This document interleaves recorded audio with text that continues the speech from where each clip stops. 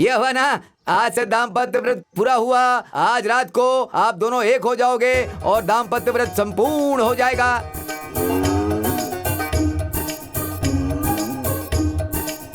ए नायडू। हाँ मालिक। वो भैंसा जोर जोर से चिल्ला रहा है, तुझे सुनाई नहीं दे रहा? ले जाकर उसे उसकी भैंसी के पास बांध दे। ठीक है मालिक। गुरुजी, हाँ? जब भैंसा चिल्लाता है तो उसे घास चाहिए होती है ना। अरे बेवकूफ कहीं के, भैंस घास चाहिए इसीलिए नहीं चिल्ला रही है, उसे साथी चाहिए इसलिए। आहा, हर चीज की आप कितनी अच्छी व्याख्या करते हैं, मैं तो धन्य हो गया हूँ। किस लिए? ऐसा झूठा व्रत करवाने के लिए? शास्त्री जी। फिर भी व्रत से जानवर का कोई लेना देना नहीं है। भैंस को भैंसी के पास ले गया तो बस, गाय को सांड के पास ले गया तो काम हो जाएगा। इंसान लोगों के लिए ऐसा ही व्रत है। बेचारे मालिक जी तो अपने पोता का संसार बचाने के लिए बहुत बड़ा व्रत करवा दिया। शास्त्री जी, अब चुप भी हो जाओ। दादी, ये सब झूठ है। बेटा वो क्या है? बोलो दादी, झूठ है या नहीं?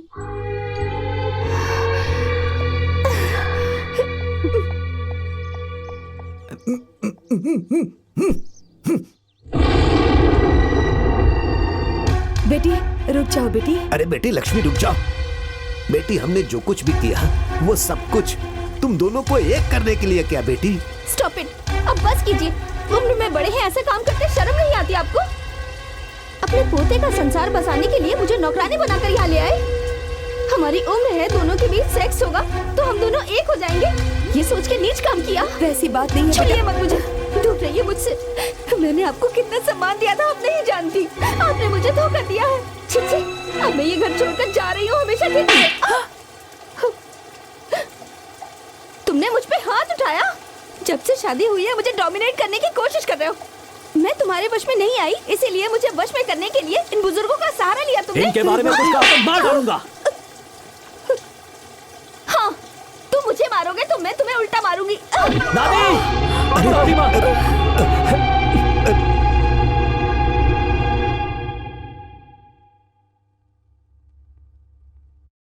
हैदराबाद में मेरे एक दोस्त की तबीयत ठीक नहीं थी तो हम उसे देखने वहां गए थे। वहां अचानक मैंने तुम्हें देखा। तुम लोग एक दूसरे के साथ नहीं रहते थे और ना ही तुम दोनों के बीच प्यार रह गया था। ये जानकर मुझे बहुत दुख हुआ। फिर तुम दोनों को एक करने के लिए ही मैंने और तुम्हारी दादी ने ये नाटक किया। बेटी लक्ष्मी, संस्कारी तो नहीं रह सकती लेकिन फ्रेंडली तो रहने की कोशिश करो। मामी, बिना सच बात जाने कुछ मत इसमें बोलो। जानने वाली क्या बात है बेटी? अपने बर्ताव से लोगों को परेशानी नहीं होनी चाहिए। क्या मामा जी लेक्चर दे रहे हैं? मेरा आजादी से रहना गलत है या फिर आजादी से सोचना गलत है? तुम्हारी आजादी के बीच मैं कभी नहीं आया। आपको आजादी चाहिए, मैंने कभी मना किया? क्या हो रहा है? जब से आया हूँ देख रहा हूँ आजादी, स्वतंत्रता, ऐसी बड़ी बड़ी बातें कर रही हो। असल में तुम्हारी नजरों में आजादी का मतलब क्या है? बिना इजाजत किसी के बेडरूम में घुस जाना, या बिना इजाजत एक दूसरे के फोन को नहीं छूना, या फिर बिना इजाजत एक दूसरे को हाथ नहीं लगाना है? आधी रात में 3 बजे पति घर आए तो लेट क्यों आए ये भी नहीं पूछती हो। यही है क्या आजादी? आजादी का मतलब ये नहीं है। अगर दोनों में से किसी एक ने गलती की हो तो एक दूसरे को माफ करना चाहिए। आजादी का असली मतलब यही होता है। पापा, मैं भी वही सोच रहा हूँ। कॉपरेशन ना मिले तो मैं क्या करूँ? मैं भी तो वही कह रही हूँ, कोऑपरेशन नहीं तो क्या फायदा? देखा आपने, हर बात का उल्टा जवाब देती है। मैं इसके साथ नहीं रह सकता। हाँ छोड़ दो, मैं तुम्हारे आगे हाथ नहीं जोड़ूंगी, छोड़ दो। बेटी तुझे अपने पैर पे खड़ी हो जाओ इसीलिए पढ़ाया, ऐसे 10 लोगों के मुंह पर लात मारने के लिए नहीं। जरा धीरज से काम लो, ऐसा ना करो बेटी। धीरज का क्या मतलब है? जो बोलोगे वो सुनूंगी। मुझे सलाह की जरूरत नहीं है, मैं अपनी जिंदगी आजादी से जी सकती हूँ। क्या आजादी है बेटी? आजादी मिलते ही हम अपने देश को 2 टुकड़े कर दिए। हम लोग भारतीय हैं वो बोलने से पहले हम आंध्रा वाले हैं, हम सब तेलुगु वाले हैं ऐसा गर्व करने से पहले हम तेलंगाना वाले हैं, तुम्हारा रॉयल सीमा है वो आंध्रा वाले हैं ऐसा कहते हैं। संयुक्त परिवार में आजादी नहीं होती सोचकर सब अलग अलग होकर जी रहे हैं। मैं अलग रहूंगा ऐसा कहकर पति पत्नी अलग अलग जी रहे हैं। खुद की आजादी, खुद की सोच खुशी नहीं दे सकती बेटा, अकेलेपन के अलावा। इसके साथ जीने से तो अकेले रहना बेहतर है। और तुम्हारे साथ रहने से अकेले रहना ही बेहतर है। अब बस भी करो। कोई कुछ नहीं बोलेगा। इन्हें एक करना हमसे नहीं हो पाएगा। अच्छा ठीक है, मेरी बात सुनो। तुम दोनों खुशी और स्वेच्छा से अलग हो सकते हो। तुम दोनों क्यों अलग होना चाहते हो, क्यों तलाक लेना चाहते हो, दोनों के बीच क्या क्या कमी है इस कागज पर लिख दो बेटा। पसंद नहीं इसलिए अलग हो रहे हैं, इसमें कमी बताने की क्या जरूरत बेटा, जो तलाक लेना चाहते हैं उन्हें कोर्ट में भी कारण बताना पड़ता है। एक दूसरे की कमी बतानी पड़ती है। सिर्फ मुझे पसंद नहीं है ऐसा नहीं चलता है। एक बात बताऊं बेटा, कल के दिन अगर तुम असल में हम क्यों बिछड़ गए ऐसा सवाल अपने आप से पूछोगे तो क्या तुम दोनों अपने आप को उसका जवाब दे पाओगे? इस पर लिखो कि तुम्हारी पत्नी में क्या कमी है। और तुम इस पर लिखो कि तुम्हारे पति में क्या कमी है।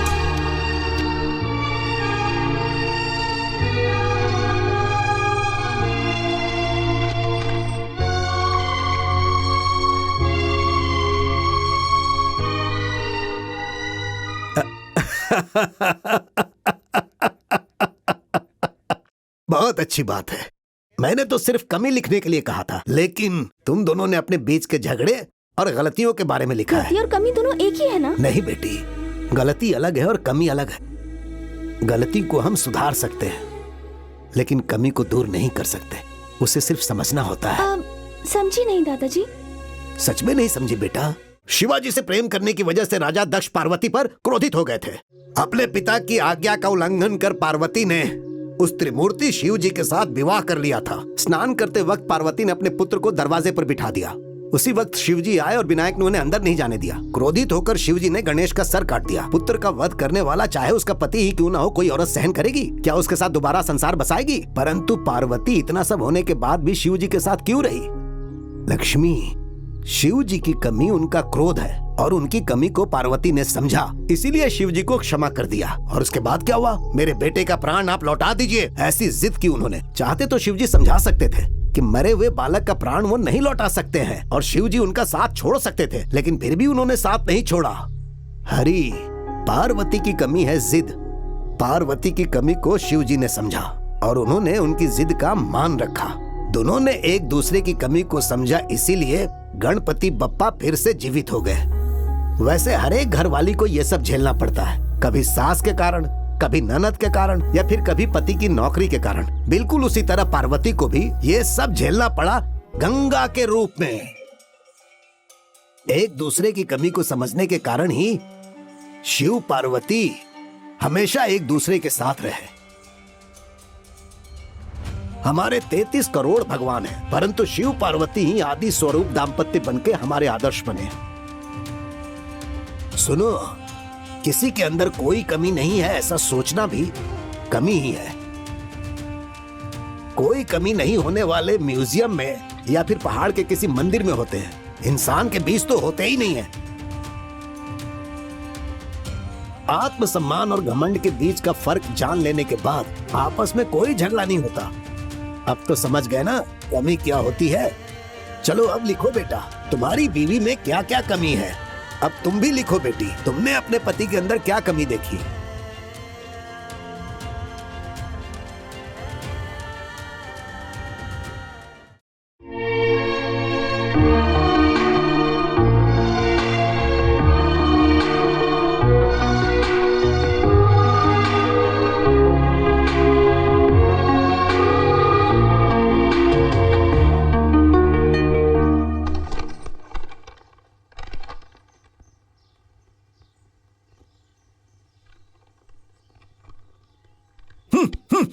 मैं अपने आप को बुद्धू समझता था, लेकिन तुम तो मुझसे भी बड़े बुद्धू हो। ये लो देखो, तुम्हारी बीवी ने क्या लिखा है, बाहर जाकर पढ़ लो, जाओ। क्या बेटी तुम भी, तुम्हारी आदत भी मेरी बीवी के जैसी है। ये लो देखो, तुम्हारे पति ने क्या लिखा है, जाओ बाहर जाकर पढ़ लो। तुम में कोई कमी नहीं है, बस तुम मेरे करीब नहीं पहुंची, इस बात का दर्द है। रेस्टोरेंट में जिस दिन झगड़ा हुआ उसी दिन मैंने तुम्हें पसंद किया। हाँ, रेस्टोरेंट में झगड़ा हुआ उसी दिन मैंने तुम्हें पसंद किया। कहीं झगड़ा बंद कर दूंगा तो तुम चली जाओगी, ये सोचकर मैंने झगड़ा कंटिन्यू किया। सब लोगों का ये कहना है कि तुम बहुत बेसुरा गाती हो, लेकिन मेरे लिए तो तुम्हारी आवाज किसी कोयल से कम नहीं।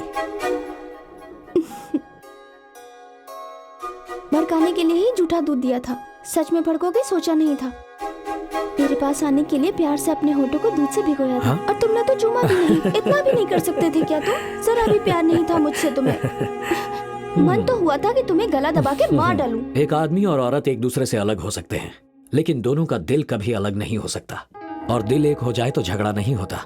ये बात मुझे अब समझ में आई है। आपको कंट्रोल करने के लिए सोचा वो गलत है, लेकिन कैसे कंट्रोल करूं वो टेक्निक मैं समझ गई थी। प्यार किया तो कुत्ते के जैसे कंट्रोल में रहोगे मेरे। अभी आपके प्रेम में पागल, आपकी प्रेम दासी। अरे हरी, कहाँ हो भाई? छोटे मालिक कहाँ हैं आप? आपसे मिलने भगवान जी आए हैं।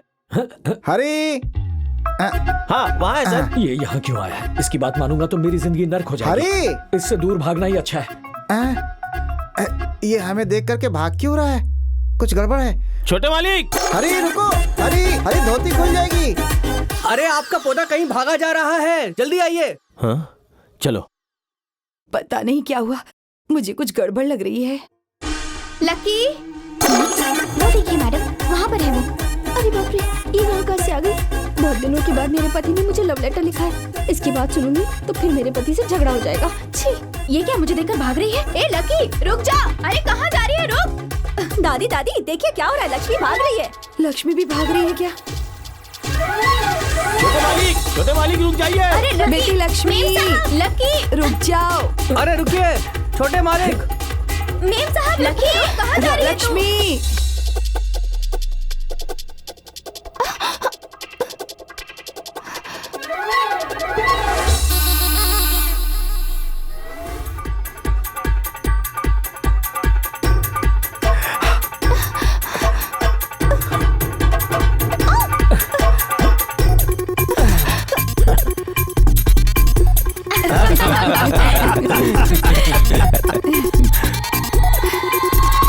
भागकर भी हमें खुश कर दिया।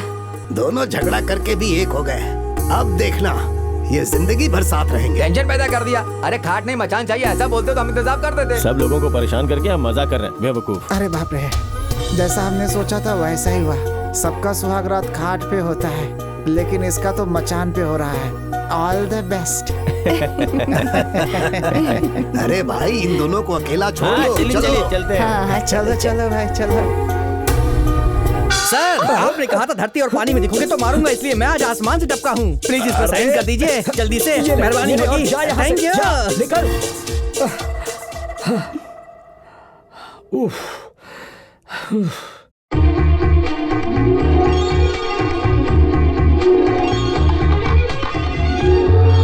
नमस्ते, मेरा नाम लूसी है। वीरमाचनी हरे कृष्णा जी। बोलिए, मैं आपकी क्या सेवा कर सकती हूँ? हाँ? चोरनी